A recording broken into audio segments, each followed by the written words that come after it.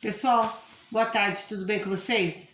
Hoje nós vamos começar na nossa videoaula e eu vou mandar para vocês vamos retomar, né? Porque eu peguei a gramática e fui, mas eu vejo a necessidade também da gente ter a literatura nas nossas aulas, ok?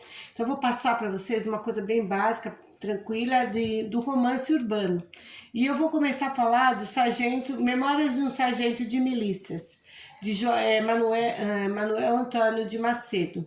Esse romance é do século XIX, no tempo aí do Brasil, monarquia, né? No tempo em que o Brasil tinha o rei Dom João VI veio para cá, fugido de Portugal.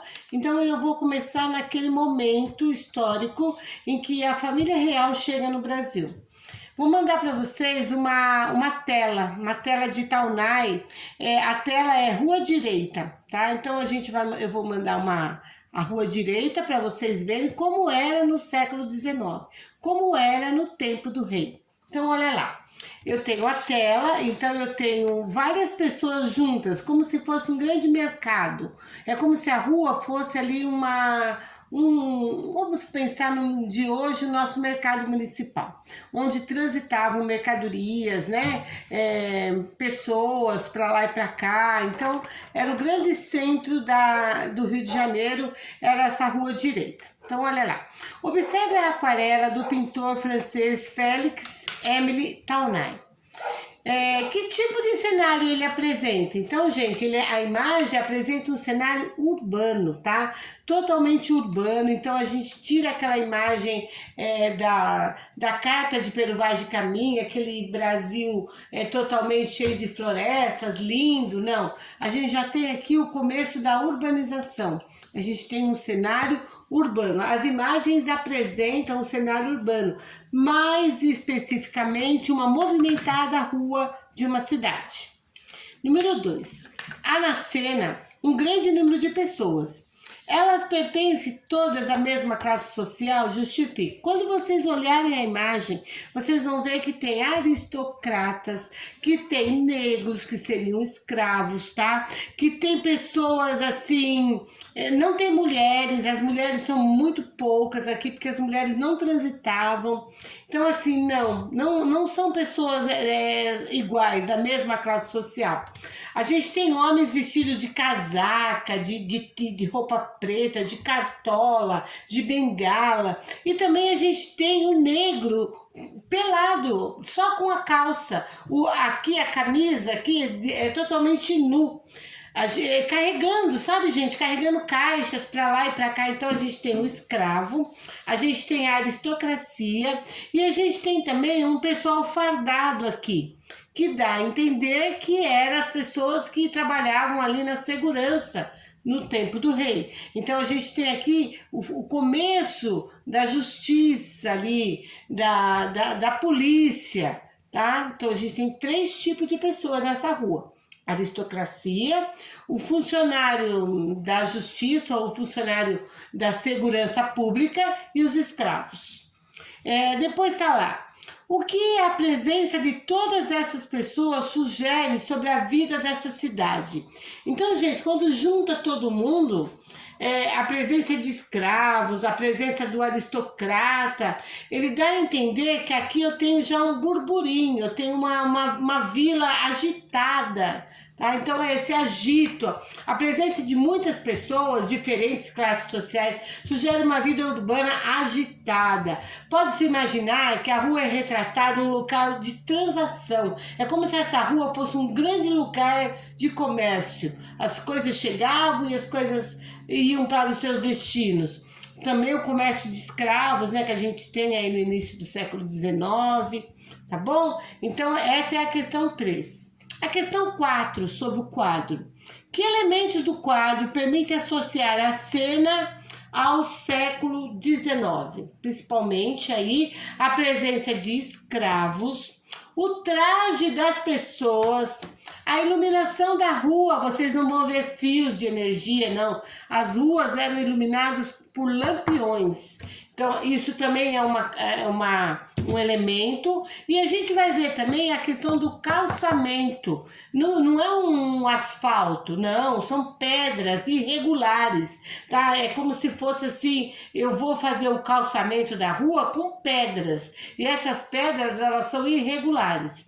Então aí eu tenho a questão arquitetônica também, se vocês olharem as casas, tá?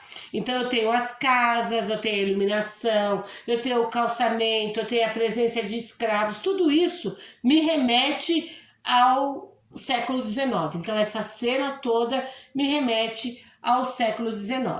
Essa nossa primeira atividade, ela tá assim, leitura de imagem. Depois eu vou ter uma outra atividade logo seguida, linkada a essa, da imagem para o texto. Nesse momento eu vou mandar para vocês um texto de Memórias Póstumas de Brás Cubas, tá? E o nome é Origem, Nascimento e Batizado. E ele começa o texto dizendo assim: era no tempo do rei. Uma das quatro esquinas que formam a rua do ouvidor e da quitanda, cortando-se mutuamente, chamava-se nesse tempo o Canto dos Meirinhos.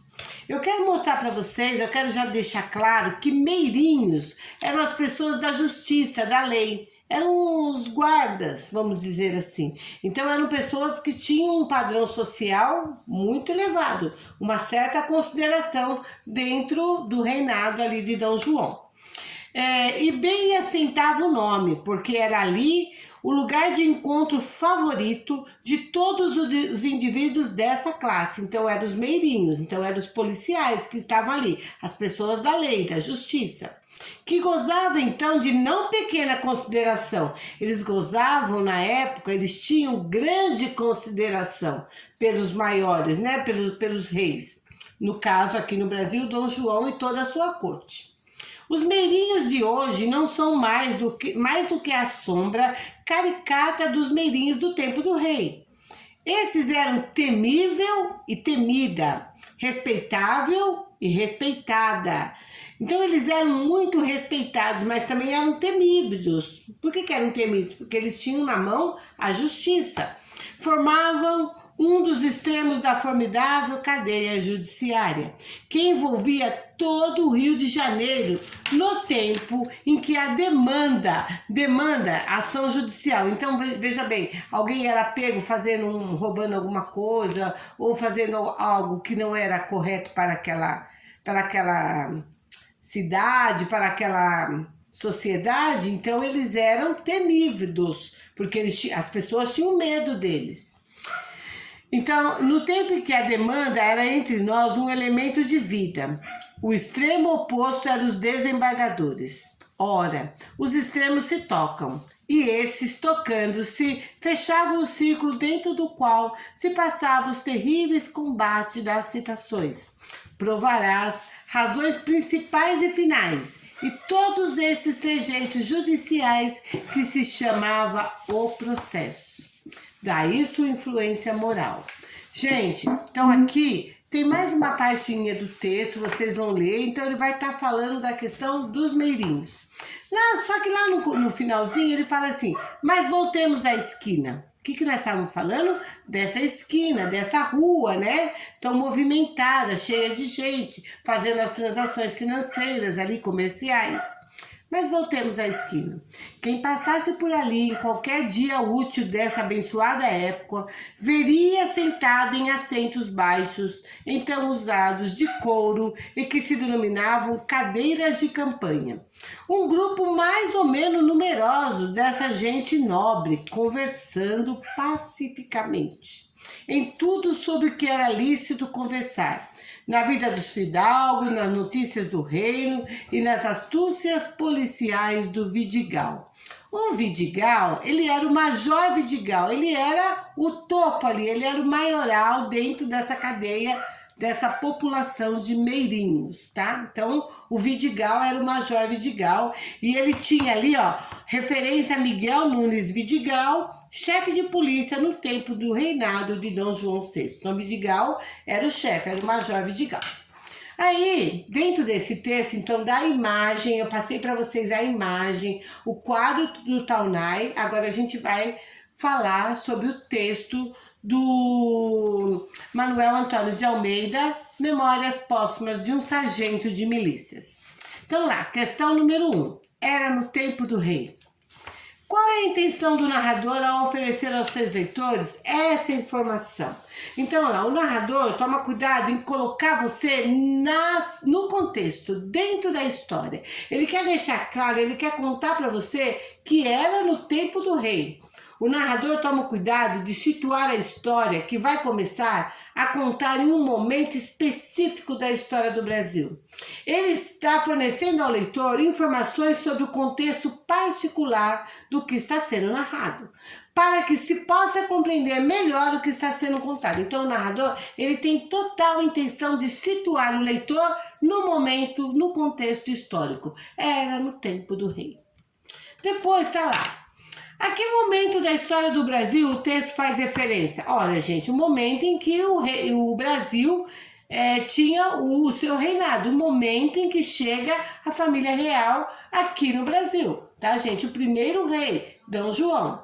Então, olha lá. O tempo do rei só pode fazer referência ao Brasil reinado.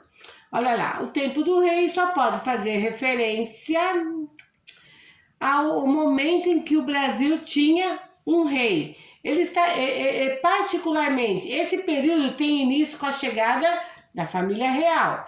Então ele está sendo, ele quer que ele está compreendido naquele momento histórico em que Dom João chega com a família real. Então o autor ele coloca para você, era no tempo do rei. Então, a que momento da história do Brasil? No momento em que o Brasil ele tinha rei, que ele fazia parte, que a família real chega.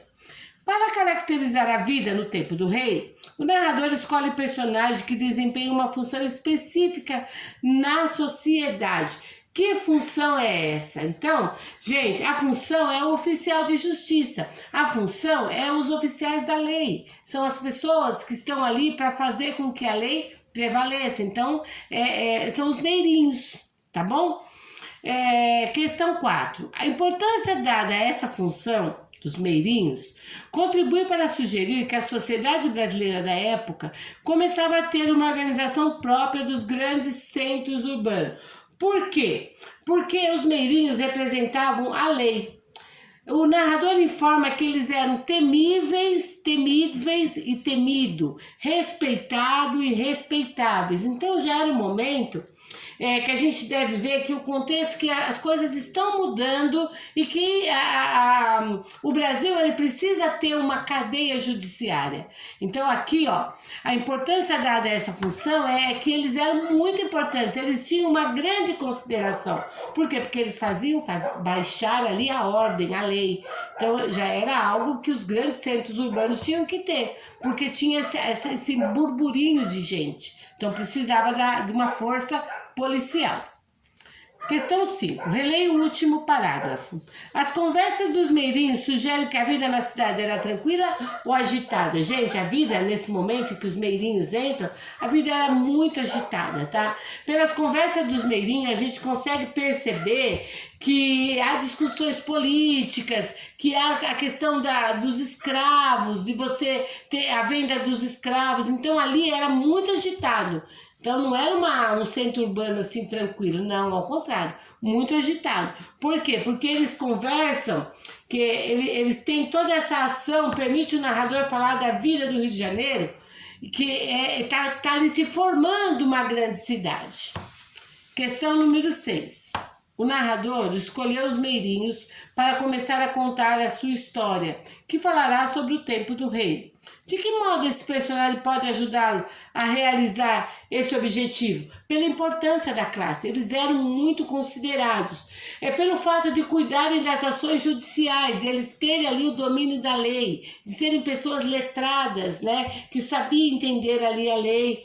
Então a ação dos meirinhos permite que o narrador consiga perceber que ele realiza esse objetivo, em mostrar que um grande centro urbano está se formando e precisa das ações do Estado, da lei. O quadro de Taunay poderia ser usado como uma ilustração para o trecho que você acabou de ler? Sim, lá no quadro a gente vê essa rua, esse burburinho de pessoas, gente de diferentes classes sociais. E aqui no nosso texto é a mesma coisa. Ele também mostra diferentes classes sociais todos juntos. Tudo bem, gente? Hoje, aí eu coloquei para vocês também, eu pedi uma resenha do livro Memórias de um Sargento de Milícia. Vocês entram na internet e façam uma pequena resenha. Não precisa ser muita coisa. Eu quero que vocês coloquem para mim esse início do povo, tá? Vocês vão perceber que no livro de Taunay, no livro Memórias Póstumas de um Sargento de Milícia, as pessoas não têm nome, as pessoas têm funções. Tá? Então não tem ali o seu Joaquim, tem o barbeiro, a parteira, tá, gente? Então é uma sociedade que está se formando no Rio de Janeiro com a chegada da família real. Tudo bem? Então eu quero no final, então eu quero que vocês, geralmente eu peço uma reflexão, alguma coisa, mas só que agora eu quero que vocês conheçam Memórias de um Sargento de Milícia. Eu quero que vocês conheçam o início do burburinho, do efervescer da cidade do Rio de Janeiro no começo do século XIX. Tá bom? Então é isso, essa é a última atividade do bimestre. Eu preciso que vocês façam, postem. Pessoal, se possível, postem no Google Classroom. Então é muito mais fácil. Se quiser fazer com fotos, ou se quiser fazer no próprio Word, mas se possível, poste o documento lá, vai ficar mais documentado. Ok? Vai ficar mais assim, certificado que a atividade foi feita. Vai deixar ali um registro no Google Classroom, tá bom? Gente, mas caso não der, manda foto que eu recebo aqui no WhatsApp, tá bom? Muito obrigada, espero que o vídeo ajude vocês a ouvir a professora e acompanhar ali as questões propostas na atividade, tá? Um beijo, fiquem com Deus, tchau, tchau.